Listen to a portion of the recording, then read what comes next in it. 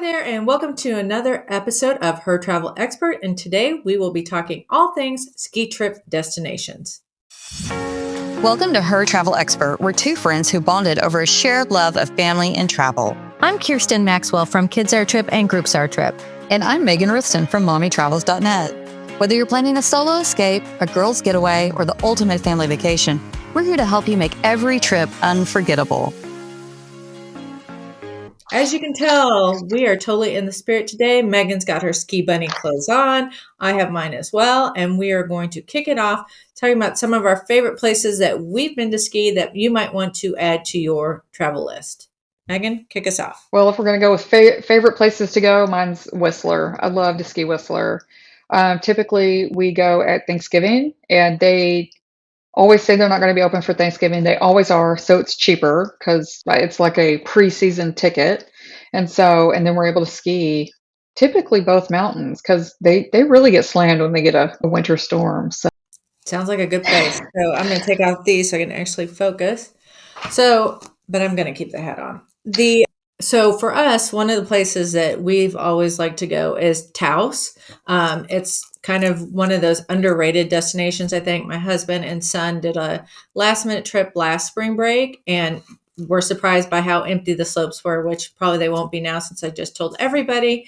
But I think that it's a great place. They have some great runs. They have some on-site condos, hotel, easy to get to Santa Fe and have great dining there. So the only problem is it's a little bit difficult to get to because you have to fly into Albuquerque and drive. You can drive from wherever, Texas, Arizona, Colorado, or you can fly into the Santa Fe airport, but note your ticket price is going to go up exponentially just for flying into a small airport. Santa Fe, Albuquerque, and Taos are all in the state of New Mexico. Right, in case you didn't know.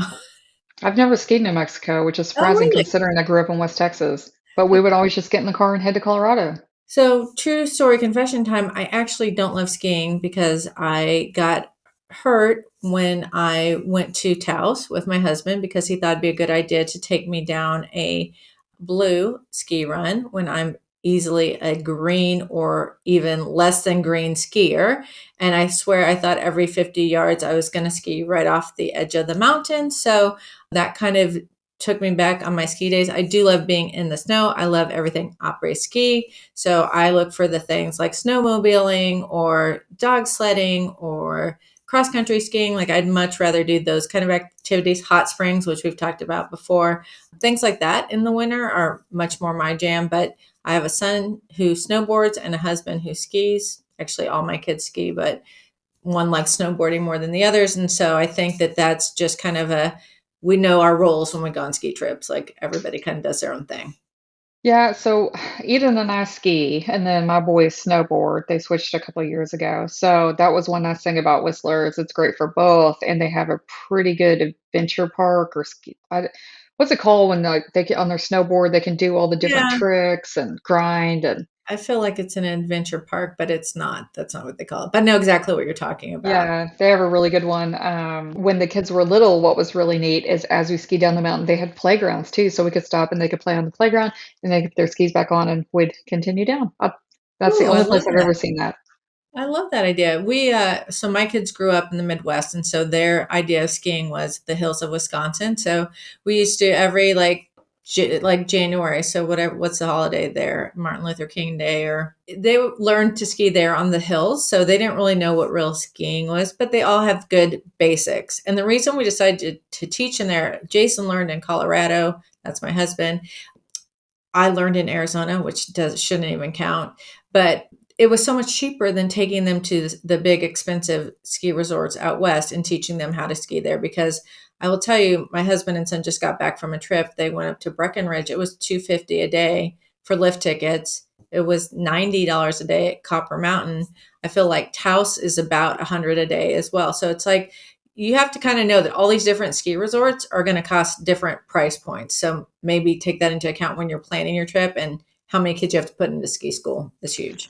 So what was great for us for years was that we got a military discount in almost every ski resort, especially in Colorado because they've got multiple bases there. Plus they've got the Air Force Academy in Colorado Springs. And so you could get like one ticket. It was pretty cheap and it was good for all the all the main ones within, like, so Keystone. What else is right there? Breckenridge, Copper Mountain. So it Yeah, was pretty great. It and didn't cost us that much. now they have those season passes. They have the Epic Pass and Epic Pass, yeah. Icon Pass, so you can use it at different resorts if you know you're going to ski a lot during the winter. I mean, I think it makes more sense if you live in maybe Utah and Colorado, but if you are somebody who likes to travel and ski, definitely look into those kind of passes to save you some money. Well, and I think Vel bought Whistler, so Okay. if they offer a pass, it's probably good for all their mountains. So that's something to look into as some of the mountains have consolidated in ownership. So, but no, that's why I liked going to Whistler before the season started because the tickets were so much cheaper. I mean, and with a family of four, I mean, at 250 a pop, that's $1,000 a day. Yeah. So you have to really be into it to justify that cost. I know when we went to Sun Valley in Idaho, that was a huge splurge. It's very expensive to ski there.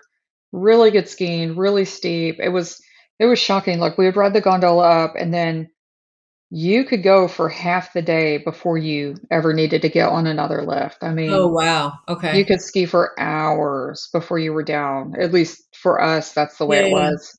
Okay. But then Idaho's has super, super small, super cheap resorts too. Soldier Mountain is super close to Sun Valley, as is Palmerell and Magic Mountain, and those are all well under $100 a day. And they're much smaller, but they're great. They're really good skiing, and there's less people there. And I know we loved Palmerell. Pomerelle. And Yeah, that's in Idaho? it's in southern Idaho. So Okay. you would stay probably in Twin Falls. Okay. So not really a tourist destination, but Sure. if you're looking for something affordable, I highly recommend skiing southern Idaho because you could ski again multiple resorts. You'd probably be out less than one ski ticket in Colorado will probably get you 3 days in Idaho. Wow, that's crazy.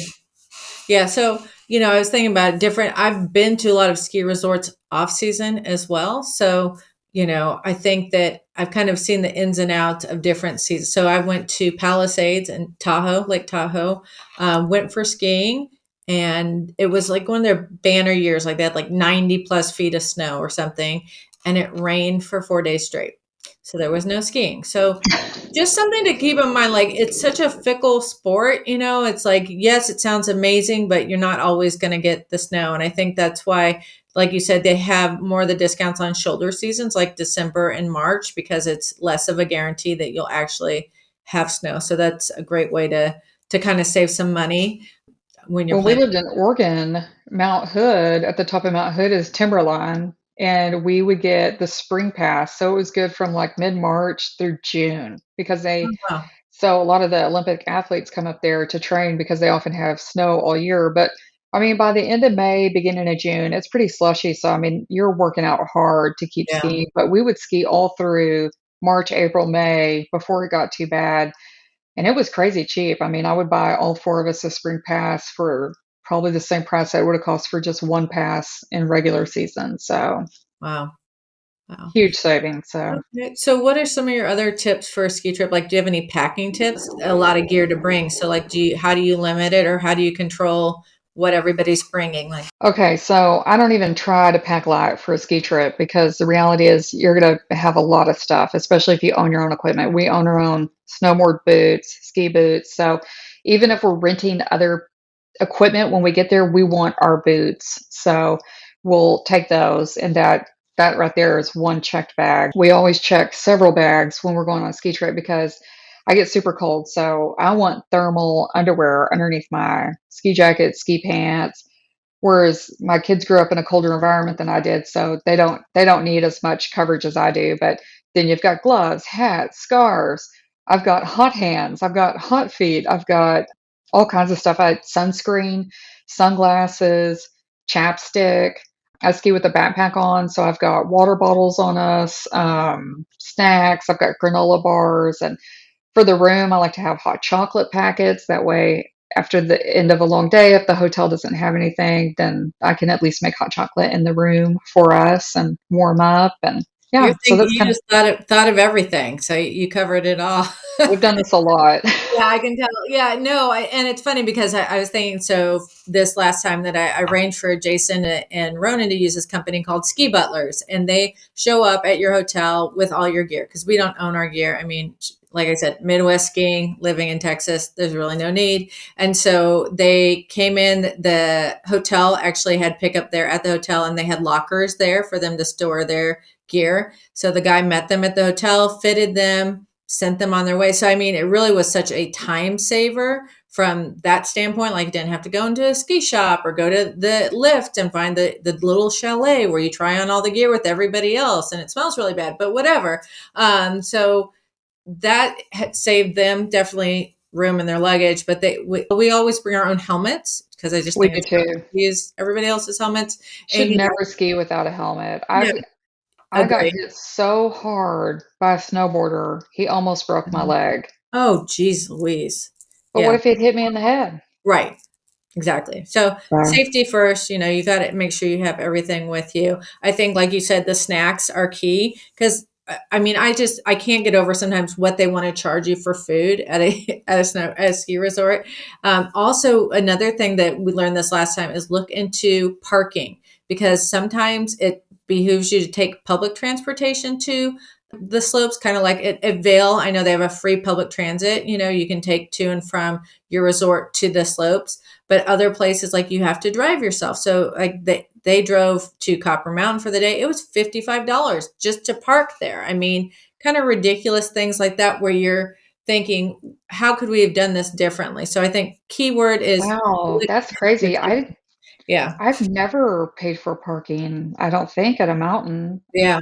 I mean, I think it's to my cut down, obviously, people coming in and traffic wise. I know they do it in Park City as well. They have a huge parking lot, like a grocery store parking lot, and you catch the lift in the parking lot and you can take the lift all the way up to the mountain. So, I mean, I think they're just trying to get smarter about how many people you're bringing to the mountain every day, weekend, whatever.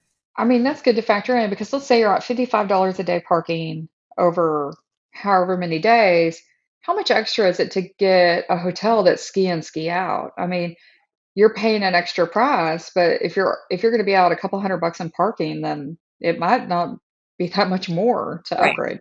Right. So just something to look into. I know that they'd also looked at taking a shuttle from Denver Airport into Breckenridge, and it was cost prohibitive. So they ended up renting a car, for 3 days. But there's also, I know you can take a shuttle straight from the Denver Airport to Winter Park. I think you can go ski up there. I know our friend Rob just was up there skiing with his boys, and it's super easy. I mean, it's literally you get on the train, you go straight to Winter Park. So no Winter, transportation needed. I could be wrong, but I'm pretty sure his kids hadn't skied before, and I know he was Right, yeah, nervous. But you're Winter wrong. Park is actually where I learned to ski Oh, okay. many decades ago, and Yeah. it's got a great terrain. I mean, it is a massive ski resort, and they've got greens for days. Oh, So, and nice, bunny hills, extensive bunny hill system. So, nice. I was able to learn to ski in a day there. I taught my kids to ski on Mount Hood, which is not ideal. I told my kids, I was like, because you've learned to ski on Mount Hood, which is so steep and so icy, you'll be able to ski anywhere you go for the rest of your life.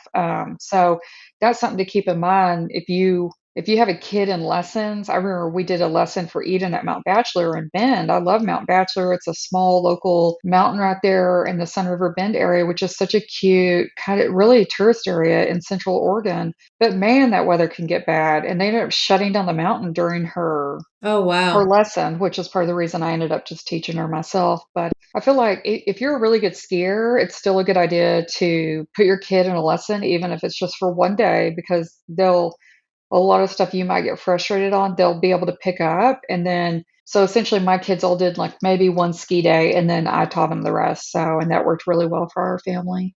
Yeah, and I think that's a great point because for us, like I said, our kids all learned in the Midwest, and it was learning on smaller, mountains, so that they got to learn the basics. And ski school didn't cost us an arm and a leg. So, to your point, though, like my sister's kids, they all learned out on the East Coast. So, like Lake Placid, Mont Tremblant, they went up there to, outside Montreal, and they learned more like the ice skating, like you're talking about. Like it gets super icy versus Colorado snow is more powdery and fluffy, so it is a harder way to learn, but then like it does translate, so it makes it easier for them going forward, like you said.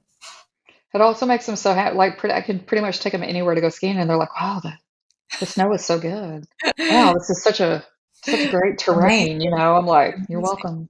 Yeah, exactly. So have you found any hotels like that you would recommend that are ski in, ski out, like along the way that are like, oh, these are really good location wise? So in Whistler, I've never done a ski in, ski out. I know that they do have some on the back side of the mountain. Okay. The main section, though, dumps into the village, but they've got the shuttle system like you're talking about. So I like that when they were little because I could still get super close using the shuttle, being a single mom, Sure. carrying all their equipment. I'm trying to think how old Jonah was. I mean, when they're little and I'm having to carry 3 sets of skis, mine plus 2 of the kids, I mean, it Yeah, was really hard to, like, get going. So, I do see in that scenario, ski in, ski out would have been so nice. sure. But no, I can't think of anywhere where we've stayed ski in, ski out. I feel like in Sun Valley, I saw some units there, but we didn't actually stay in Sun Valley. We were just there for the day, so we didn't experience that. I know in Colorado, that's way more extensive than it is at some of the other places. Yeah, it's interesting because I feel like I was going to mention Utah. So in Park City, there's the Pendry Hotel, and it's really easy. It's like walk across the street and then you get on the lift. I mean, in canyons. So it's very easy access on the slopes. And Pendry has like a courtyard area with fire pits and restaurants and everything. So it makes it super accessible. Vail's similar with lots of different hotel options to get on and off the slope or be as close to it as possible. And then other ones I thought about were Snowbird and Alta outside of Salt Lake City. Both of those have some good, easy to get to ski on, ski off properties. So, I know as they build newer resorts, which Tamarack in Idaho, in western Idaho, in McCall, is really new. It was being built in like '05, I think, '05, '06, '07. And so they have a ton of ski in and ski out because it was like master planned. oh, nice. So, yeah. Anything else that you think that we should be talking about? I Yeah. mean, I've never been anywhere that didn't have equipment that we could rent. For the most part, I've always been able to rent equipment everywhere we've ever been. Not necessarily helmets though, so that's why we own all of our own helmets. I'm sure That's y'all great. are the same way. Another money saving thing is if you do live in an area where there's a mountain somewhere in the state, they likely have a once a year snowboard and ski sale at like a convention center, and people Perfect. can bring their equipment and sell it. And that's a great way to pick up equipment. There's also most ski shops have used equipment. And so that's the way, especially when you have growing kids and they're going to grow out of the equipment, so you don't want to invest a lot. Buy used equipment. That's great advice. And I was going to say, if you're traveling with little kids, make sure they all use the bathroom before you put them in their snow gear. That is my tip of the day because I learned that the hard way so many times. It was just like, why didn't I think to ask them before we got all bundled up, all the layers? So, And then also a lot of patience and grace if you've got little kids, because some kids need to hit a certain age before they get it.